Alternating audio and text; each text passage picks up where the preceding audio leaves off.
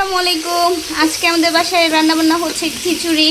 রাতের বেলা সারাদিন আজকে 2 দিন বৃষ্টি বৃষ্টি বৃষ্টি অ্যান্ড আপনি আজকে টাইম পেয়েছে, যার জন্য আজকে আমাদের জন্য খিচুড়ি রান্না করে। তো সাথেই থাকুন, আমাদের বাসায় তো হতেই থাকে, যখন যেটা মন চায় আমরা রান্না করি, আপনি রান্না করে আর আমরা খাই। এখন হবে খিচুড়ি, তার সাথে মাংস। আর এই যে আমি ভিডিও করতে করতে এখানে কিন্তু গরুর মাংস রান্না হয়ে গিয়েছে অলরেডি। চলেন প্রেশার কুকার খুলি। আচ্ছা আমি আগে খুলি, তারপর আপনাদেরকে দেখাবো। এই যে বিফ ভুনা, এখন এর সাথে আলু আর আস্ত রসুন। তো এই যে এখানে হচ্ছে চাল ডাল সব কিছু ধুয়ে নেওয়া হয়েছে। এখানে দেওয়া হয়েছে মসুরির ডাল, তারপরে পোলাও চাল, আর সাথে আছে মুগ ডাল। এটা হয় সব সময়। আর এই যে আস্ত রসুন আর আস্ত আলু, এগুলো হবে বিফ ভুনার সাথে যাবে। এই ছোটো আলুগুলো অনেক বেশি টেস্টি লাগে।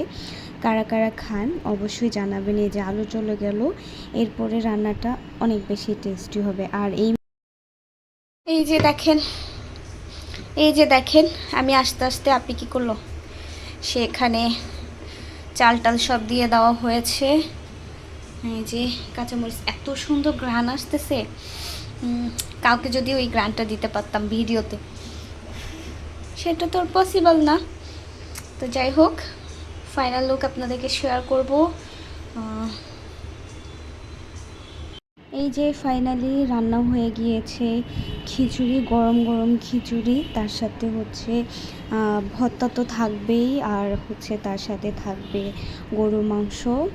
আর হচ্ছে সব থেকে ভালো লাগে যখন শীত, মানে একটু ঠান্ডা পড়ে বা বৃষ্টি হয়, তখন খিচুড়ি খেতে। যে গরুর মাংস রান্নাটাও হয়ে গিয়েছে, আর খিচুড়ির কালারটা জাস্ট দেখুন, পুরো একদম হোটেলের স্টাইলে হয়েছে।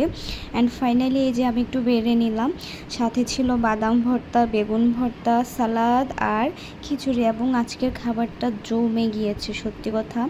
আমরা বাসার সবাই খিচুড়ি আর গরুর মাংসের অনেক বড় ফ্যান আপির হাতে। আর যাদের এরকম খেতে পছন্দ বা ভালো লাগে, অবশ্যই তারা কমেন্ট করে জানাবেন কারা এরকম আমাদের মতো হুটহাট রান্না করে ফেলেন আর একসাথে বসে খান। আমাদের ফ্যামিলিতে তো আমরা সবাই, যে দেখেন, সবাই একসাথে বসে খাবো, তার জন্য একটা পার্টি বিছিয়ে নিয়েছি।